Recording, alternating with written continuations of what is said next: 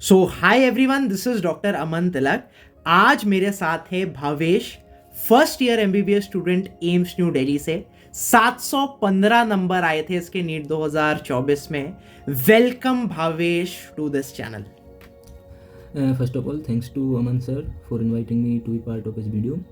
And यार सबसे पहले हम बात करते हैं कि 4 महीने रहे हैं हमारे पास, तो आपको अपना टाइम तो बिल्कुल वेस्ट करना ही नहीं है। तो उसके साथ हम बात करते हैं कि हम 4 महीने में, जैसे कि मैं ये नहीं बोलूँगा कि आप 100 नंबर से और 700 नंबर ले आओगे, लेकिन अगर आपके 400 450 नंबर आ रहे हैं तो आप उससे 660 तक पहुंचा सकते हैं, 750 तक पहुंचा सकते हैं। और आपको 4 महीने में पहले से 1-1.5 महीने या 2 महीने भी मैक्सिमम 2 महीने में आपको अपना सिलेबस कंप्लीट करना है। फिर उसके बाद 1 महीने में आपको अपना फर्स्ट रिवीजन करना है। फिर उसके बाद 1 महीने में आपको अपना सेकंड रिवीजन करना है। फिर 7 दिन आपको बचा के रखने हैं जिसमें आप अपना थर्ड रिवीजन कर सकते हैं। फिर उसके बाद चलते हैं हम सिस्टमेटिक एकदम अच्छे तरीके से जो स्ट्रेटजी मैंने बनाई है उस पर। सबसे पहले बात करते हैं डेली गोल्स पे। तो यार क्या करते हैं, हम में से कई लोग होते हैं कि गोल्स बना लिए कि 7 से 8 हमें ये पढ़ना है, 8 से 9 ये पढ़ना है, तो आप टाइम को डिवाइड कर रहे हैं जो इसका कोई मतलब नहीं रहेगा आपके लिए। आपको टॉपिक्स को डिवाइड करना है, चैप्टर्स को डिवाइड करना है, जिससे आप जैसे जैसे चैप्टर्स को, टॉपिक्स को करते जाओगे आपका सिलेबस घटता जाएगा और आपका कॉन्फिडेंस बढ़ता जाएगा। और उसके साथ आपको डेली गोल्स में अपने क्वेश्चंस भी काफ़ी सारे रखने हैं। जैसे कि 3-4 महीने रहे थे तो मैंने एनसीईआरटी अभ्यास बैच परचेज किया था। तो एनसीईआरटी अभ्यास बैच के जितने भी क्वेश्चंस थे, मैंने हर एक क्वेश्चंस को बड़ी शिद्दत से और अच्छे तरीके से सारे क्वेश्चंस को किया था। फिर उसके बाद बात करते हैं हम, अब सब्जेक्ट वाइज हम लोग बात कर रहे होंगे डिटेल्ड मैनर में, बायोलॉजी, केमिस्ट्री और फिजिक्स में कैसे हर एक सब्जेक्ट को अप्रोच करें। कोई भी चैप्टर है उसको कैसे अप्रोच करें, अगर नहीं पढ़ा हुआ है, ठीक ठाक तरीके से पढ़ा है, बहुत अच्छे तरीके से पढ़ा है, सब कुछ हम लोग डिटेल्ड मैनर में बात करने वाले हैं। तो सबसे पहले हम लोग स्टार्ट करेंगे with the favourite subject of most of you, that is biology. So बताओ बायोलॉजी को कैसे हमें रिवाइज करना है। तो यार बायोलॉजी में हम सबसे पहले बात करते हैं कि एनसीईआरटी के लिए सभी लोग बोलते हैं, लेकिन बताता नहीं है कि किस तरह से एनसीईआरटी पढ़नी है, क्या तरीका है उसको पढ़ने का। तो सबसे पहले आपको, अगर आपने कोई चैप्टर पढ़ रखा है तो उसके लिए आपको एनसीईआरटी को, सबसे पहले आपको एनसीईआरटी को नहीं पढ़ना है, उसके लिए आपको उसके लिए क्वेश्चन प्रैक्टिस करनी है एनसीईआरटी अभ्यास बैच में, जो एनसीईआरटी एसेंशियल अभ्यास एसेंशियल करके एक हम लोग ने उसमें सब कोर्स डाला है। ये इसके टाइम पे नहीं था एंड मैंने इसको अभी रिसेंटली दिखाया, मतलब अभी आधा घंटा पहले, and he was amazed with क्या हम लोग ने सिलेक्शन कर रखा है क्वेश्चंस का।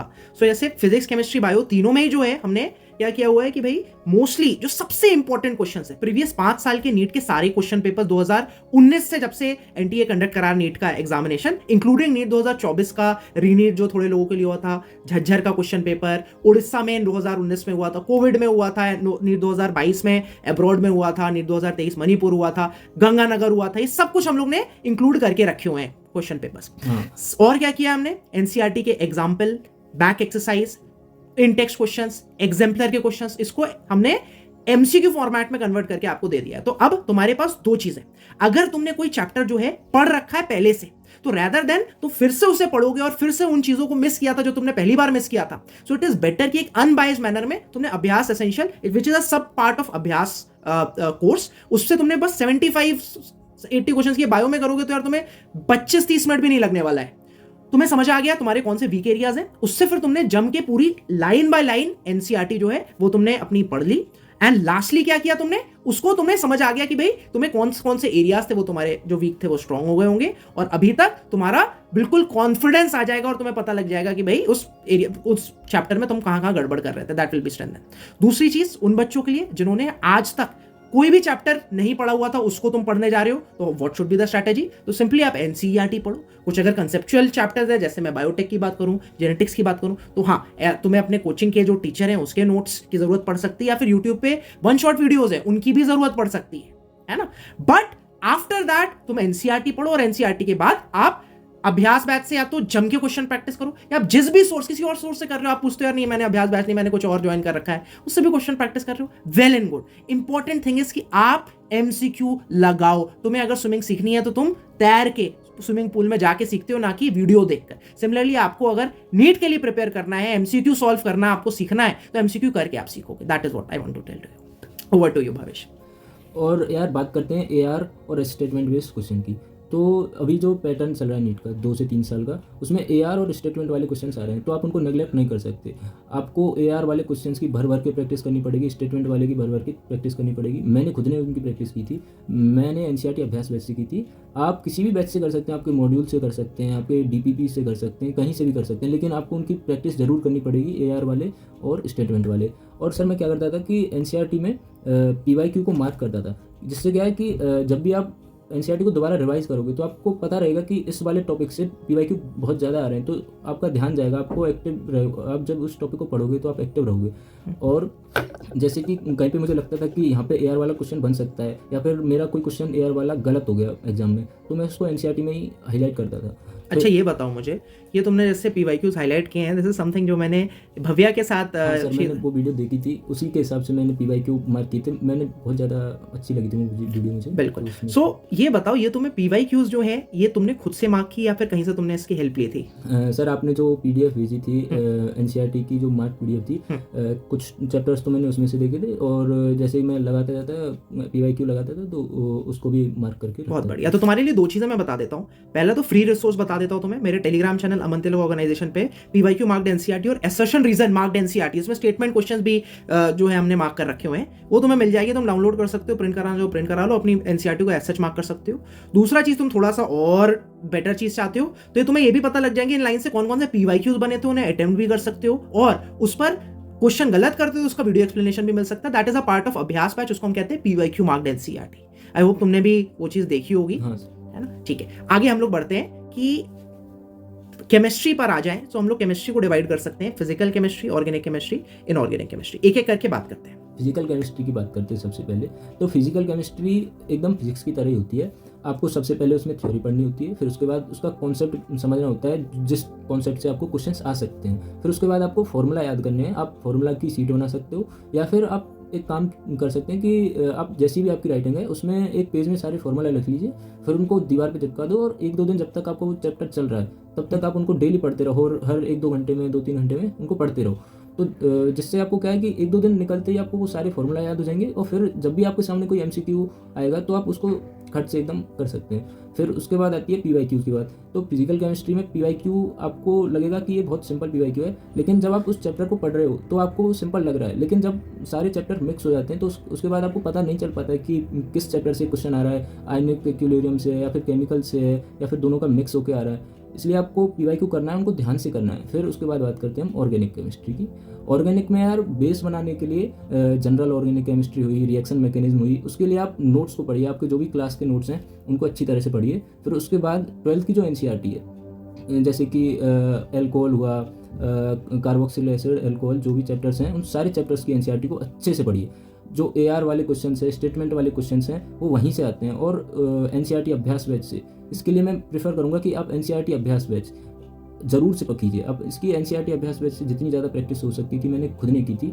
और तुमने उसमें एक सब कोर्स भी बना के रखा है AR पावर अप, उसको तुमने यूज़ किया था? यस सर, उसमें AR पावर अप कोर्स में आपको जो चैप्टर के जो इंपॉर्टेंट क्वेश्चन हैं AR, जिनसे आपको अच्छी तरह से AR बन सकते हैं, जैसे कि जो बेसिक मैं बताऊँ आपको, NCERT में बेसिकली जो बिकॉज, देयरफॉर, ये जो वर्ड्स होते हैं यहीं से AR वाले क्वेश्चंस बनते हैं। इतनी ज़्यादा मेहनत नहीं करते हैं NTA वाले कि वो आपको अपने मन से बना के दें।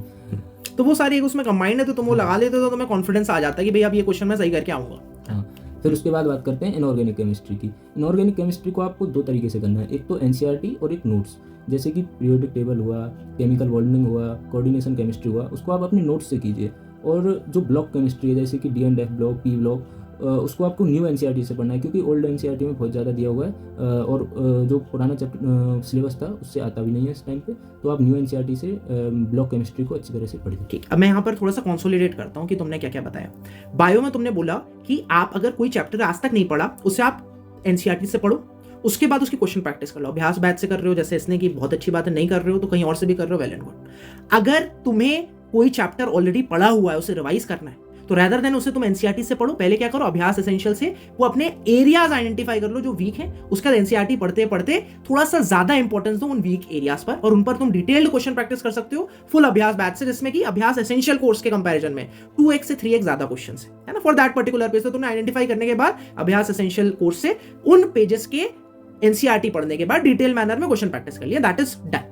सिमिलरली तुम्हें केमिस्ट्री में भी करना है, स्पेशली फिजिकल केमिस्ट्री की बात आ जाए तो तुम्हें बहुत जम के क्वेश्चन प्रैक्टिस करने हैं एंड तुम्हें कंसेप्ट क्लियर होने चाहिए। ऑर्गेनिक केमिस्ट्री में इसने बताया कि भाई तुम्हारे नोट्स मैकेनिज्म रिएक्शन का बहुत इंपॉर्टेंट है, क्योंकि उसके बेसिस पे तुम पूरी क्लास 12 की भी केमिस्ट्री जो है डिराइव कर करके तुम उसमें क्वेश्चन सॉल्व कर सकते हो, अगर तुम्हें रिएक्शन मैकेनिज्म की जो कंसेप्ट है वो अच्छे से क्लैरिटी है तुम्हारी।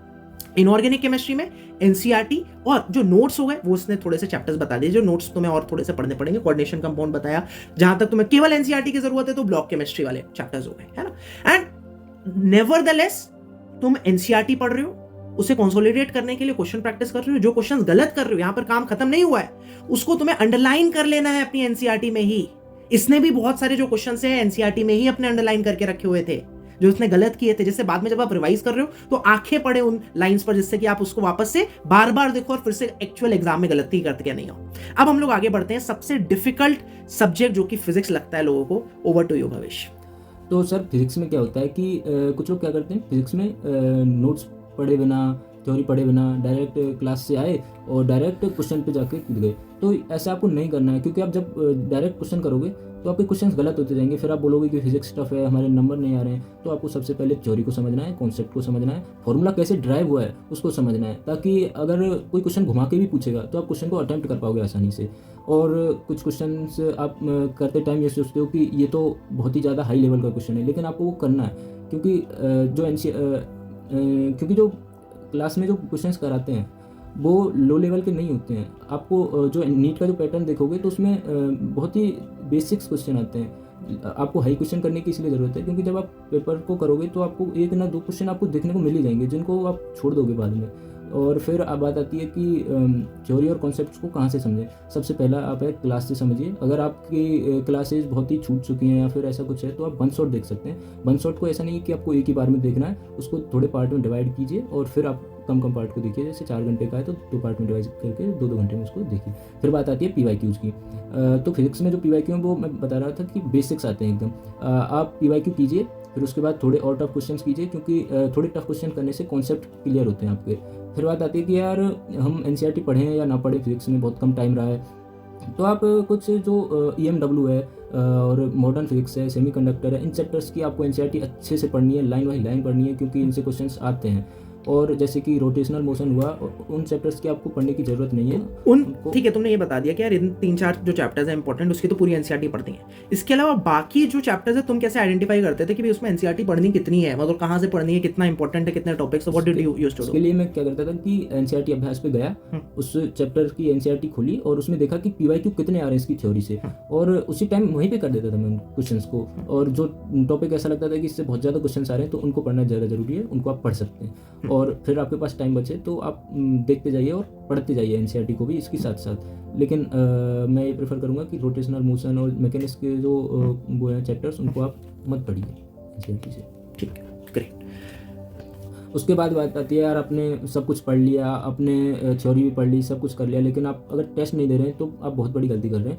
क्योंकि जो आपको टाइम मैनर लगाना है, टाइम में जो आपको 3 घंटे मिलेंगे, 3 घंटे 20 मिनट जो मिलेंगे, उसमें आपको पूरा पेपर करना है। तो उसके लिए आपको सबसे पहले टेस्ट देने होंगे। अब अगर 15 दिन में, 21 दिन में अभी आपको टेस्ट देने हैं। लास्ट में आपको मतलब रेगुलर टेस्ट दे सकते हैं तो आप रेगुलर टेस्ट दीजिए, डेली टेस्ट दीजिए।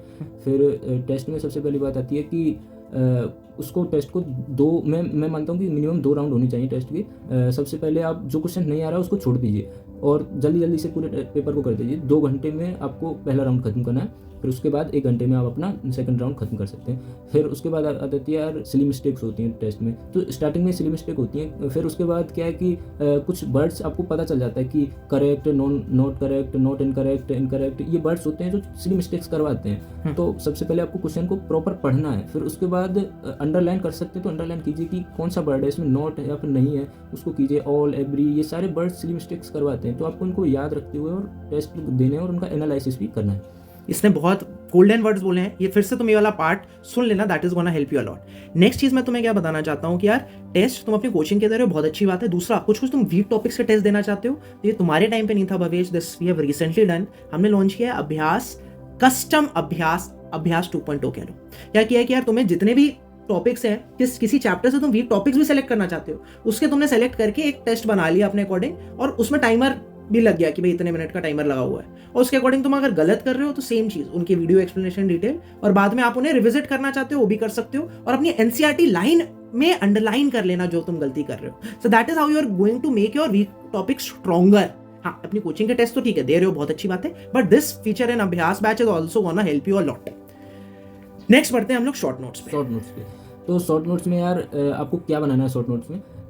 जो कुछ चैप्टर्स हैं जैसे कि NLM है, तो उसके बहुत ही कम फॉर्मूला है, उसके शॉर्ट नोट्स बनाने की आपको ज़रूरत नहीं है. लेकिन कुछ जैसे कि रोटेशनल मोशन हुआ और वर्क ओवर एनर्जी हुआ, उसके चैप्टर्स में क्या होता है कि मतलब बहुत ज़्यादा फॉर्मूला हो जाते हैं, और तो उसको कॉन्सेप्ट भी हो जाते हैं, फार्मूला भी हो जाते हैं. तो उनके छोटे छोटे कॉन्सेप्ट्स को, फार्मूला को आप शॉर्ट नोट्स में लिखिए, क्योंकि जब लास्ट टाइम आएगा तो बहुत ज़्यादा सिलेबस हो जाएगा, आपको दिक्कत आएगी कि कैसे रिवाइज करूँ. तो आप जैसे ही 15 मिनट में शॉर्ट नोट से रिवाइज करोगे तो आपका कॉन्फिडेंस भी बढ़ेगा और क्वेश्चंस भी होते जाएंगे. फिर उसके बाद बात करते हैं यार कि आपने मतलब कई लोगों ने जो अभी लास्ट ईयर भी थे और उससे लास्ट ईयर भी थे, उन्होंने सब गोल भी बना लिए, वन शॉट देख लिए, लेक्चर भी देख लिए, क्लास भी अटेम्प्ट कर लिए, पढ़ाई भी कर ली, लेकिन फिर भी उनका सिलेक्शन नहीं हुआ. क्यों नहीं हुआ? क्योंकि यार आपके अंदर एक ड्राइव होनी चाहिए, कि आग होनी चाहिए कि हाँ मुझे जाना है. जैसे मेरे अंदर था कि मैं अमन तलक सर की वीडियोस देखता था, तो मेरा मन करता था कि यार मुझे भी एम्स दिल्ली में जाना है और अमन तलक सर के साथ एक इंटरव्यू देना है. तो यार आपके अंदर एक आग होनी चाहिए कि हाँ मुझे भी क्रैक करनी है नीट, मुझे भी एम्स दिल्ली में जाना है, मुझे भी एम्स में जाना है. Right. And I'm really proud of you, Bhavesh, to have achieved this dreams of millions and to make that a reality. And you being a student of Abhyas batch, it makes me proud कि तुमने अपनी मेहनत से and you have proved the faith of all those students जो कि इतने सारे हमें देख रहे हैं, और they are trying to get into AIIMS, they are trying to get into a government medical college. They will also be able to make this dream into reality. ढंग से पढ़ाई करनी है बचे हुए टाइम में. मैं समराइज कर दूं, तुम्हारे पास बचे हुए 4 महीने में 1.5 से 2 महीना कोशिश करो, 1.5 महीने में अभी तक अगर सिलेबस नहीं खत्म किया है, दैट इज तुम ऐसे ऑलरेडी लेट हो चुके, लेकिन अगले 1.5 महीने में खत्म कर दो सारा जितना पढ़ सकते हो. बहुत हो गया तो 2 महीने तक, उससे ज्यादा नहीं. फिर नेक्स्ट 1 मंथ में क्या करोगे? रिवीजन करोगे. फिर नेक्स्ट 1 मंथ में एक और रिवीजन करोगे, और लास्ट 7 दिन जो नीट के हैं वो अलग छोड़ दोगे. वो तुम्हारा लास्ट क्रूशियल जो वॉलेटाइल चीजें हैं उसको रिवाइज करने के लिए. ओवर टू भवेश, कुछ लास्ट वर्ड्स बोलना चाहो? तो सर मुझे आपकी एक लास्ट ईयर आपने जो वीडियो डाली थी वो याद है कि जाके कुर्सी पे बैठो, किताब खोलो, और जब तक आपकी आंखें दुख ना जाएं तब तक पढ़ते रहो. और मैं भी आपसे यही कहना चाहूँगा कि पढ़ाई करो, आपका भी ड्रीम अचीव होगा. चलो, very nice, all the very best everyone. I hope इस वीडियो से कुछ तुम्हें ज्ञान अर्जित हुआ होगा. तो अगर ज्ञान अर्जित हुआ, कुछ हेल्प हुई, तो अब जाके अपनी टेबल कुर्सी पर बैठो, बुक खोलो और पढ़ना चालू कर दो, because that is what is gonna get you your dream government medical college seat. Wish you all the very best. Bye bye, take care, love you all. सारे लिंक्स टेलीग्राम चैनल के, Abhyas batch के, सब कुछ description में जाके जरूर से check out कर लेना. Bye bye, take care.